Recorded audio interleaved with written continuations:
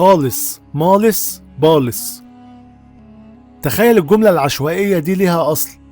زمان أيام العصر الفاطمي كان في نظام اسمه الصكوك، اللي هي الأختام يعني.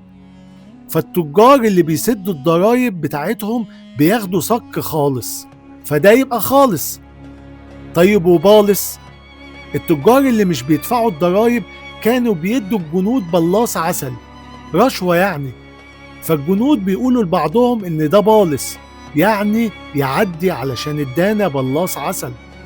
المالص بقى واضح من الاسم، اللي كان بيتهرب من الضرايب وكان بيستخبى في العربيات من الجنود فبيملص. بكده يبقى عندنا واحد خالص وواحد مالص والتالت بالص.